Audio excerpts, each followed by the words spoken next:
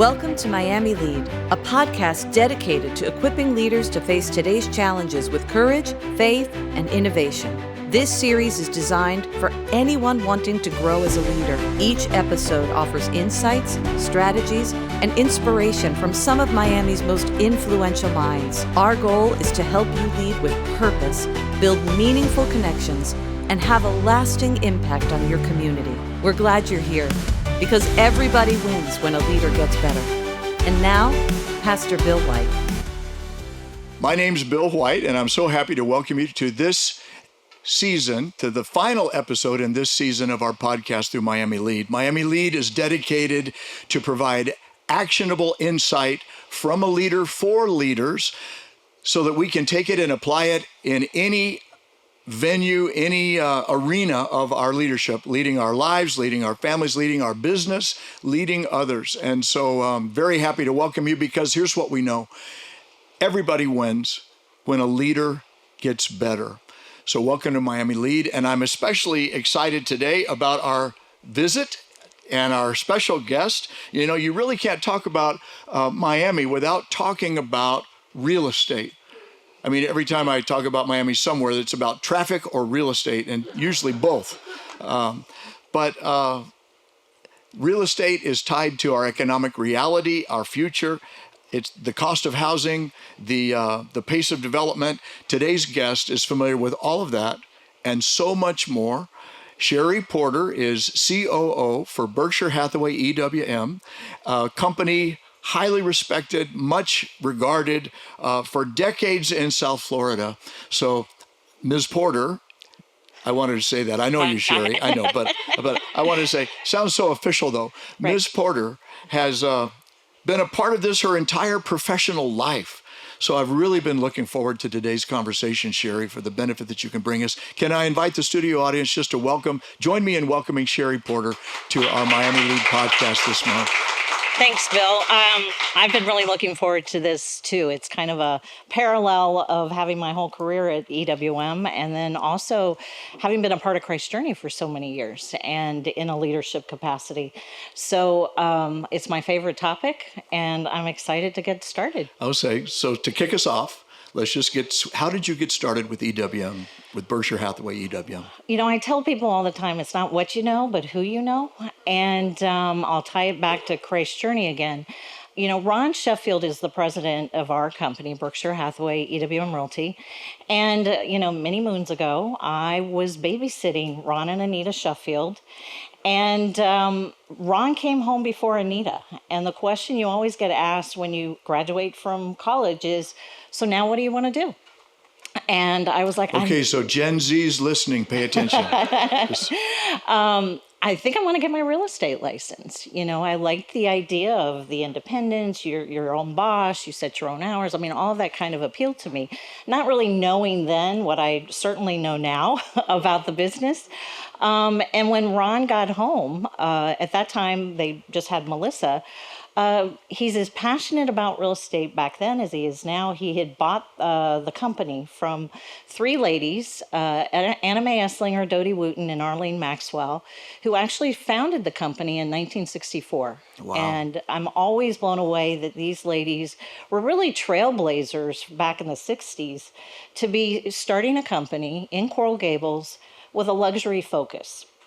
And so in 1984, Ron Sheffield and his partner, Al Harper, bought the company, and I joined in 87. So it was a few years later. And so he said, well, when you get your license, call me. And I was like, okay. And then he calls me the next day. And apparently they had gone through a couple of receptionists, and he said, I know you're overqualified, but would you just come and help us out? And so I would tell you that probably the rest is history. We had 2 offices, 60 agents. Today, we have 7 offices and about 650 agents. I was going to ask you, it's grown quite a bit. That's amazing. But what's just made this interview even more interesting, from receptionist to chief operating officer. Absolutely. Amazing. So it's really an honor now to be sitting in a position that helps shape the future of the company and really having an eye towards identifying that next generation of talent, of individuals that really have a heart for people. This is a people business. This is a relationship business. I think that's one of the things that I've really grown to love about what we do. And we're helping people, with their single largest investment, and it's where they're going to spend their life, their family. And really what happens with real estate, it's the intersection of life, right? It's a life event that usually prompts a real estate transaction. You're getting married, you have a baby, your family's growing, there could be a death in the family and you're having to downsize. What's interesting, during my time with the company, I oversaw our relocation division, which I absolutely loved. It was a chance to really connect with people all across the country. And of course, when we're talking about Miami, when I got started, it was in the 80s. I was born and raised here. So Miami in the 80s isn't the Miami we know today. I'm hearing the theme song from Miami Vice Yes, in my mind right now. Absolutely. Absolutely. So, we didn't have the best reputation back in those days. And so where we are today, it's really a lot of fun to do what we do. It's really challenging. This is a very competitive business. One of the things that I've appreciated more than anything else is our assets have feet. We have 650 staff and associates. I would tell you about 40 of those are salaried individuals like myself. And really, the agents are independent contractors. They work 100% on commission. So ride a real estate transaction, and it looks like it's closing and then it's not, right? And getting to kind of appreciate the dynamics with so many diverse personalities. Where we live is really about embracing diversity. We have 24 different languages spoken within our company. A little bit different from when you were answering the phone as receptionist. Exactly. And could hardly say Esslinger, Wooten, Maxwell, all day long. Yeah. So it's been interesting. Ron and Al were so fantastic and laid such a great foundation for what I've grown to appreciate as our company. But then in 2003, they sold the company to Home Services of America. And so we're tethered to something much larger. That's a Berkshire Hathaway affiliate. And at that time, I was working in relocation. And so I was more of a department head and not really a part of those key discussions that were occurring. And then fast forward, once we kind of journeyed through that change, in 2019, we decided we were a Christie's affiliate. We're in the luxury space. And we didn't think we wanted to re-up with them. Things had changed within that network, but we really wanted to take advantage of the Berkshire Hathaway name in a much more fuller way. And that meant bringing that more to the front. So we ended up becoming a part of their network. We became a franchise. And so after bleeding red, black, and white as our company colors for 30 years, we had to pivot and now announce this big change with our people. And we've gone to the Cabernet and white signs that you see around town. We're now tethered to something else that has its own brand standards and guidelines, and trying to meld. Realign and... Yes. And managing through change, right? People really love to have something different show up. So that has been a part of this process. We hadn't been a part of the network. We joined in June of 2019. And guess what? We were merging offices, closing offices, tucking some things in. And then March of 2020, what happened? COVID. Try to do real estate when people aren't in the same room with one another. Right. And so everything we did as a company, we now had to pivot and try to do online, showing homes online. I think every guest that we have had this season has talked about the challenge of change. This is like for leaders, knowing how to address, field, respond, figure it out as you go, deal with change, incredible. But I'm still a little bit curious about not only the public market and the reinvention of the corporation and company for these years, but the change that you've personally experienced from where you started and where you are now. How have you addressed so much change and then sought to lead others to be able to deal with change? This is something that every leader could probably benefit from. What What are some clues or some hints that we might be able to take away of how you've survived change and actually have been thriving in change?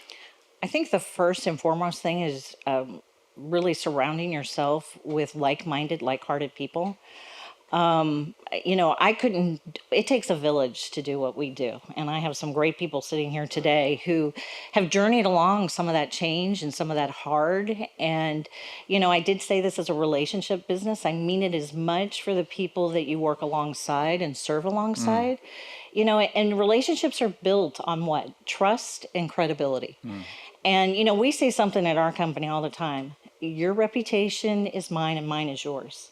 And so over the years, I've always challenged people with this thought.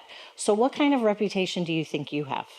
Because whether you're brand new in the door or you've been here as long as I have, every one of us has a reputation.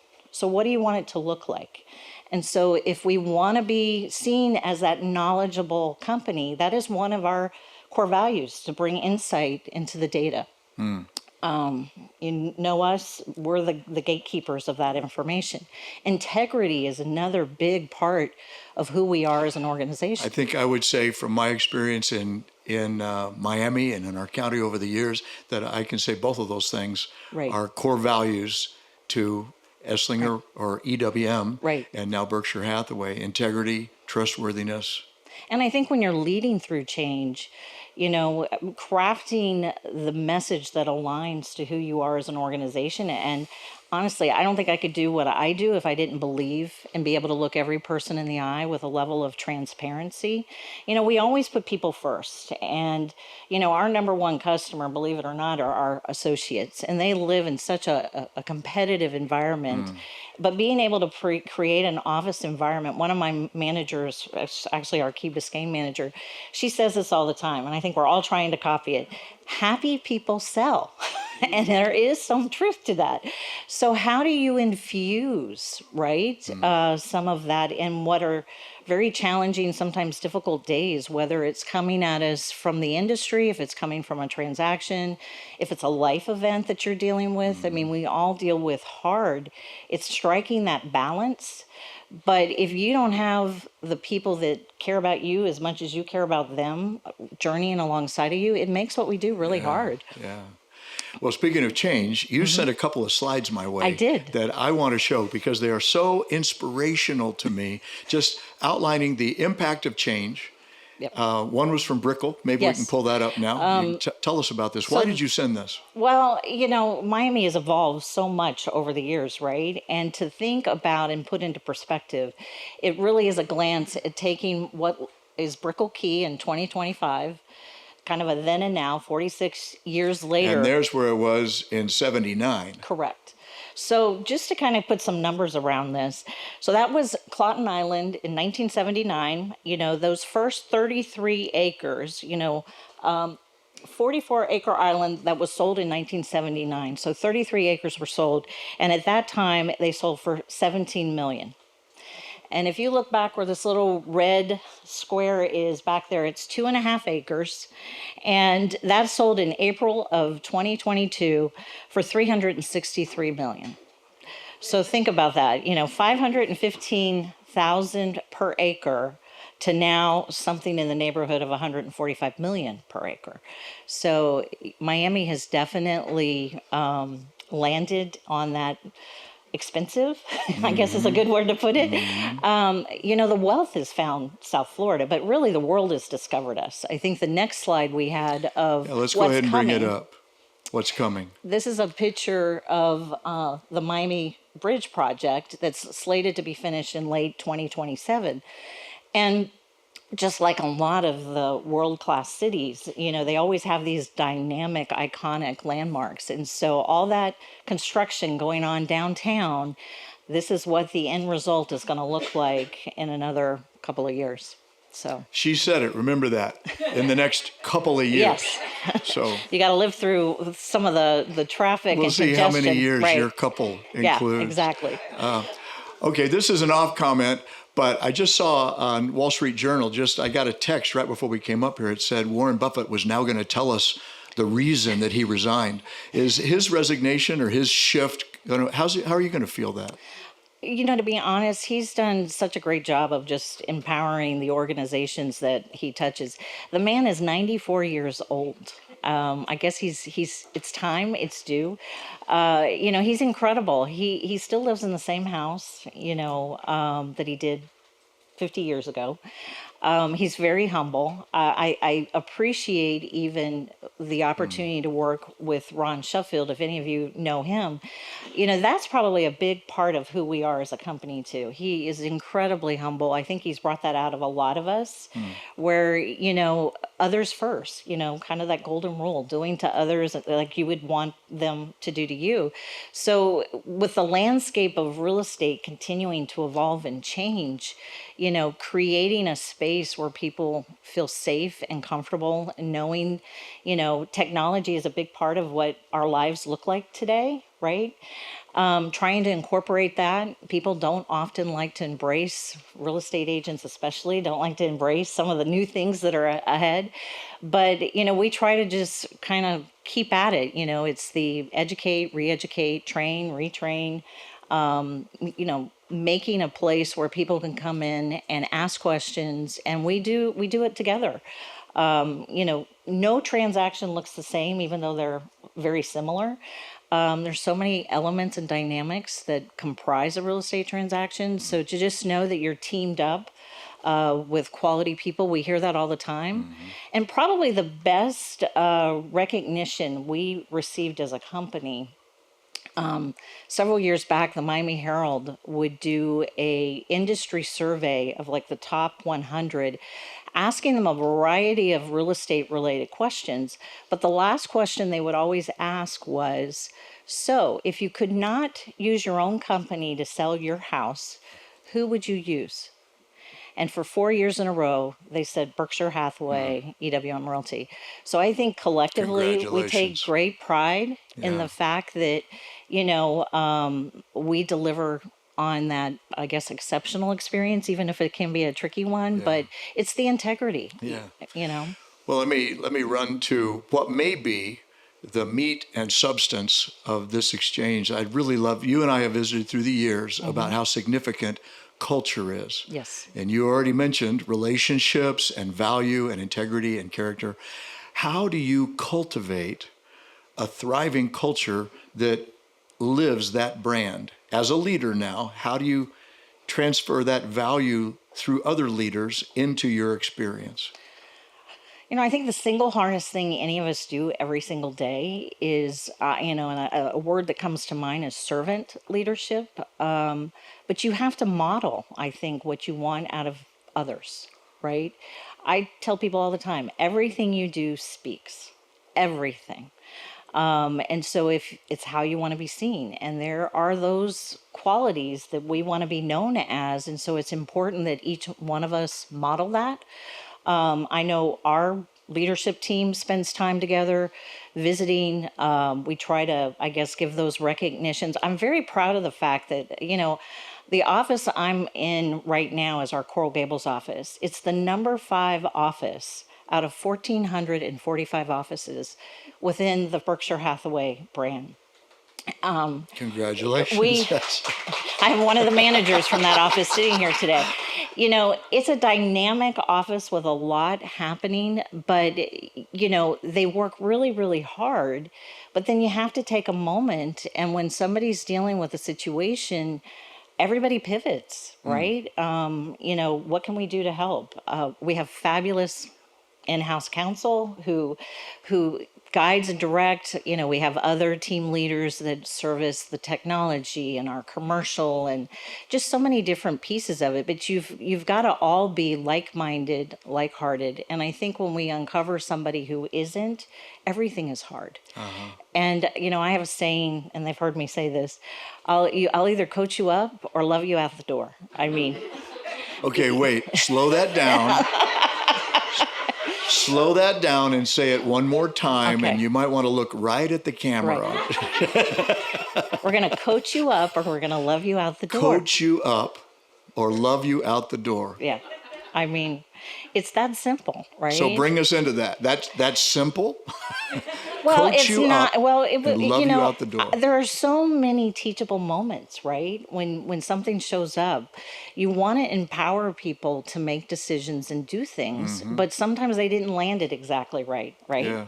So rather than taking that moment and maybe tell them everything they did wrong, the better approach, in my opinion, and what I try to do is point out what they did right. And then let's say, okay, next time, maybe we think about this, maybe we talk about that. Or when in doubt, vet it. Come this way. Come ask a few questions. We don't necessarily come out of the womb with all the best words. It takes practice, Right. right? It really takes practice. This is years and years and years of figuring out what to say and really learning how to not attack a person, but the problem. I had a leader over me many years ago, and it was probably the biggest, I guess, leadership lesson for me, that nobody should have the right to dictate the kind of day I'm having based on their personality. And I would almost say this person today was bipolar. I mean, you just ran the gamut, but you really question yourself a lot when you have an excellence factor. And that's really where the bar is with our people. We're striving for excellence. Do we hit it every time? Probably not. But that's what our goal is. So if we don't quite hit it, it's taking a moment and self-reflecting, like, what could we have done differently? What could we have done better? And then having that show up the next time. Let me ask you, can we go into a little bit of hard space here? Sure, absolutely. The years of experience, learning how to say things, when you have to have the hard conversations.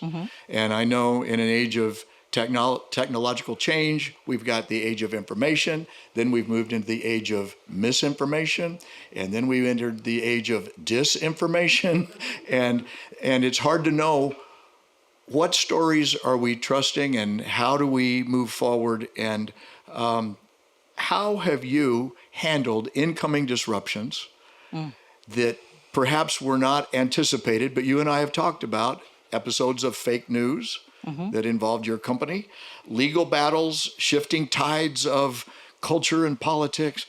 You want to give us any insight as to how do you have the hard conversations when you have to? I covered it. I scattergunned that one. So Yes, just you did. pick a place and go there. I'm recalling something that happened literally 2 months ago. We had taken our top group of agents. Every year we celebrate their past year successes by something we call our Chairman's Club. And we took this group to Joe Stonecrab, as a way to really honor them. And it's just a nice, time together. It's probably one of the funnest things we do, right? When I tell you we weren't back in the office 15 minutes, and one of our office people said, "Have you looked at your phone?" And I was like, no. And it had blown up where the news headline was one of our competitors was buying our company, Home Services of America. And of course, you're like, the Wall Street Journal had published this story. So it's not an industry news rag that we have several that always likes to sensationalize everything. This is a credible source. And you're thinking, what is going on? So to have probably maybe 15 minutes to try to regroup and figure out what's going on. Is this true? How did we not know about it? And we didn't know about it. So, having the very top tier of our parent company calling a call, within an hour, basically just to say, look, we're not selling. Okay, tell your people we're not selling. And then having them come out with that message. So it goes back to the culture and what we've created, because I'm going to tell you, after analyzing that first 24 to 48 hours of pure panic that sets in, and then having your competitors calling your people saying, "Oh, I hear you're being sold, so now you're available. You might want to come over here now. We've been trying to get you to come to our company." It's our integrity and being able to come back into that conversation with, "Look, guys, we know what you read." And then isn't it interesting too with news that isn't necessarily, they had not connected with any of our very top leadership to vet the story for any truth, right? But they ran with it anyway. And probably a dozen other, especially real estate industry, all basically repeated the same story, and blew up our phones, right? Only two printed what our CEO said about what was going on and that the company wasn't for sale. So it really is a validation in today's world that you really need to do your own homework, because the headlines, I'd never fully realized journalists now, they get paid by clicks. They don't get paid if it's the truth. They get paid by clicks. So it was very jarring to be sitting there at one moment going, this is really what it feels like to have something this big go down, and like we don't know. And as leaders, we like to know, right? We plan, we organize, we're the communicators. So I think our ability to get on top of it quickly, get the word out, and then just keep delivering the same, nothing's changing. We're not selling. Yeah. We're here. And they took it in, they believed it, because I think we're known for telling you the truth. Well, thanks for bringing us into that. Yeah, that was crazy. And it may also be an opportunity for me to ask you, my final question today is, and we ask every guest to bring us into this if they want to. I know you're a person of faith, and you had already mentioned that you've been a part of this church family for years. How does your faith intersect with your work, how do you do your life as a leader with your faith? I guess the simplest way I know it, there is no separation. It permeates every part of what I do. Coming into this week, there was a lot of unusual that started showing up. Isn't that what happens, right? And I was really pretty tired and exhausted. And I thought, okay, God, I'm going to do what I keep doing.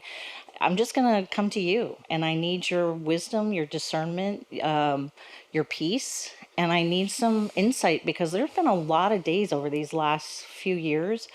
It's really interesting. I haven't been able to see ahead. Used to, I could see ahead. I can't see ahead. It's just one foot in front of the other, and just trusting him and letting go. And I think I shared this with you on that particular day. As only he can. I probably have a half a dozen devotionals I read every morning as a part of my quiet time. And every one of them lined up with his strength and the verses that claim that promise, right? And even just the reminder that he really has the end already figured out.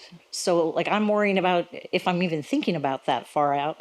He's already got it. So just let it go and let me and enjoy the journey.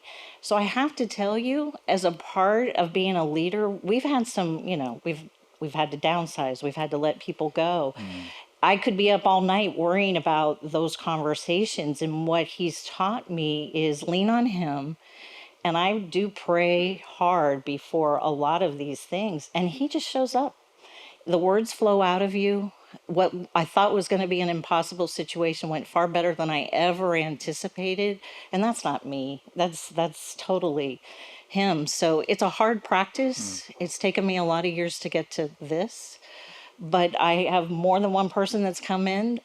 I'll go ahead and take this as an opportunity to say, if you don't have something you're reading on a daily basis outside of the Bible, Jesus Calling by Sarah Young was probably the best gift I ever got. And she just unpacks what you need.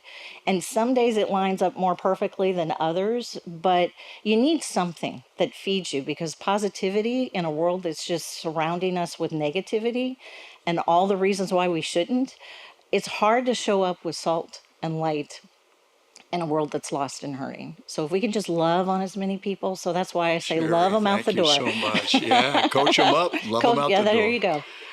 Thank you so much, and thank you for being so personal about that last piece of the journey. For some, that may not be where you are yet, but you might be open to getting more positivity in a world of negativity, and perhaps have a boss that you might think is bipolar. So what do you do? What I heard Sherrie say is, okay, God, I'm just going to come to you. She didn't use the word prayer, but that's what that sounded like to me. So if you don't even know how to pray, that might be something, a leader technique you could take. Okay, God, I'm just going to come to you. And then fill in the blank from there. Thank you so much, Sherrie. Oh, you're welcome. For being with us My today. pleasure. Could we thank her personally? And to those of us who are joining us on this podcast, I just want to thank you for being part of Season 2. This is the final podcast of Season 2. We'll be regrouping again around the Global Leadership Summit in August. And if you have not yet subscribed to the podcast, you can please do that now. And then you'll find a place where you can drop a topic in that we can consider when we regather for our next season. So thank you very much. Thanks for listening to this episode of Miami Lead. Colossians 3:23 says, "Do everything as for the Lord." No matter your position, God wants you to lead in a way that honors Him. If you enjoyed the conversation, remember to follow the channel and turn on the notifications so you never miss an episode. Like to be a part of our live audience for future recordings? Head over to miamilead.org to learn more and register. We'd love to see you there. Remember, everybody wins when a leader gets better.